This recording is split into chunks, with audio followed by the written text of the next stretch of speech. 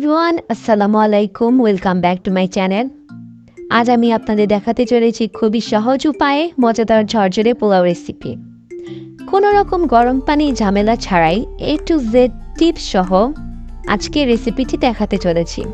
আমার রেসিপিটি ফলো করে আপনারাও খুব সহজে বানিয়ে ফেলতে পারেন মজাদার ঝরঝরে পোলাও রেসিপি। তো চলুন শুরু করা যাক। শুরুতেই বলে নিচ্ছি, আমার চ্যানেলটি এখনও যারা সাবস্ক্রাইব করেননি অবশ্যই সাবস্ক্রাইব করে নেবেন এবং ভিডিওটি ভালো লাগলে অবশ্যই একটি লাইক দিয়ে পাশে থাকবেন। তো শুরুতেই আমি এখানে একটি বলে 2 কাপ পোলাওর চাল নিয়ে নিয়েছি। সেখানে দিয়ে দিচ্ছি পরিমাণ মতো পানি। এই পানিতে চালগুলো ভিজিয়ে রাখবো আধ ঘন্টা। এটি কিন্তু একটি গুরুত্বপূর্ণ টিপস। চালগুলো ভিজিয়ে রাখার ফলে ভাতগুলো খুব বেশি ঝরঝরা হবে। তো এখানে নিয়ে নিচ্ছি প্রয়োজনীয় মশলা, নিয়ে নিচ্ছি কিছু পেঁয়াজ কুচি, মরিচ কুচি, এলাচ, দারচিনি, তেজপাতা এবং কিছু গোটা জিরে। তো ঠিক আধা ঘন্টা পর চুলায় একটি ফ্রাই প্যান বসিয়ে দিলাম। কড়াইটি গরম হওয়ার পর এতে দিয়ে দিলাম পরিমাণ মতো তেল। এখন এতে দিয়ে দিব একে একে তেজপাতা, দারচিনি, এলাচ, পেঁয়াজ কুচি এবং সামান্য পরিমাণ রসুন কুচি। এবার এতে দিয়ে দিচ্ছি চিড়ে রাখা কয়েক টুকরো মরিচ।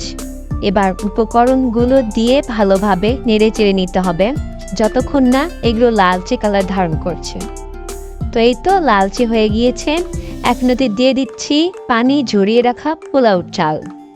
আপনারা চালগুলো ধুয়ে ভালোভাবে পানি ঝরিয়ে নেবেন, তারপর এতে অ্যাড করবেন। তো এই তো চালগুলো দিয়ে ভালোভাবে নেড়ে নিচ্ছি। এখন অনবরত নাড়তে হবে যাতে কড়াইয়ের সাথে চালগুলো না লেগে যায়।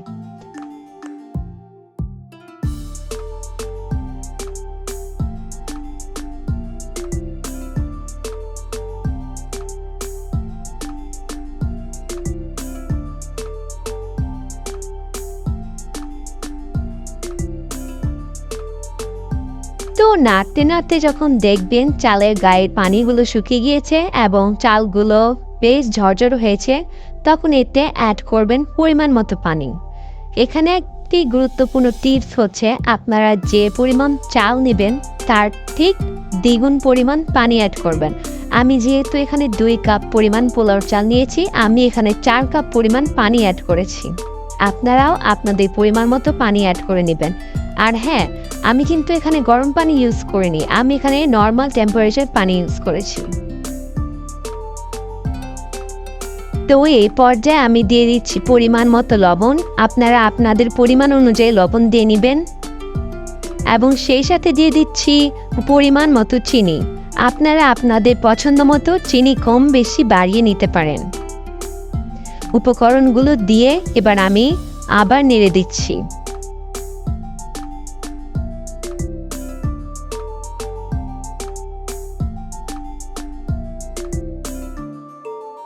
নাড়া শেষে এখন ঢাকনা দিয়ে ঢেকে দেব বলক না আসা পর্যন্ত।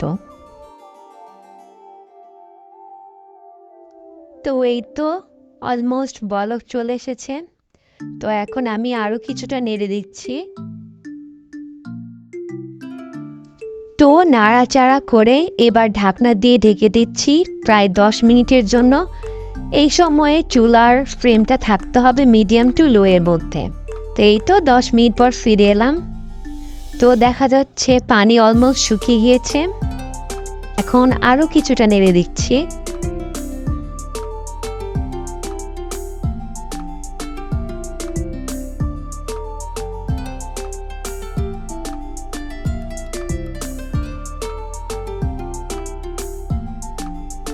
কিছুক্ষণ নাড়ার পর এই পর্যায়ে দিয়ে দিচ্ছি চিড়ে রাখা কয়েক টুকরো কাঁচামরিচ, যাতে পোলাও থেকে একটি সুন্দর অ্যারোমা বের হয়।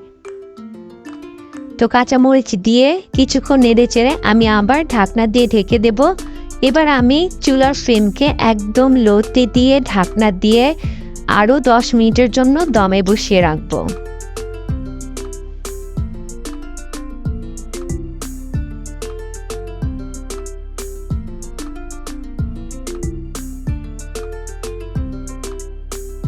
তো এই তো 10 মিনিট দমে বসিয়ে রাখার পর পোলাও রান্না কমপ্লিট। দেখুন কতটা ঝরঝরে হয়েছে।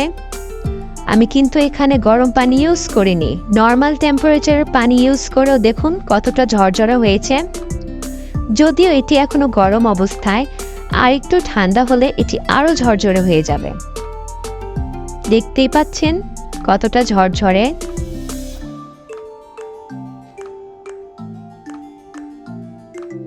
তো এবার পরিবেশন করা যাক। তো এই তো আমি একটি প্লেটে একে একে পোলাওগুলো বেড়ে নিচ্ছি। আপনারা আপনাদের পছন্দ মতো পরিবেশন করতে পারেন।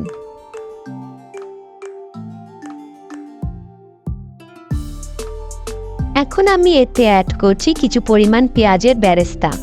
আপনারাও চেষ্টা করবেন পেঁয়াজের বেরেস্তাটি ইউজ করার জন্য, কেননা বেরেস্তা ইউজ করলে দেখতে যেমন আকর্ষণীয় লাগে, ঠিক তেমনই খাওয়ার সময় মুখে পড়লে আরও বেশি স্বাদ লাগে।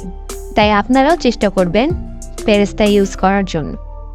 তো এই তো আমার পোলাও রান্না ডান। আপনারাও ঠিক এইভাবে আমার দেখানো স্টেপগুলো ফলো করে বানিয়ে নিতে পারেন খুব সহজেই মজাদার ঝরঝরে পোলাও রেসিপি। তো আমার ভিডিওটি ভালো লাগলে অবশ্যই একটি লাইক দিয়ে দিবেন এবং চ্যানেলটি সাবস্ক্রাইব করে পাশে থাকবেন। দেখা হচ্ছে পরের আরও একটি ভিডিওতে। ধন্যবাদ।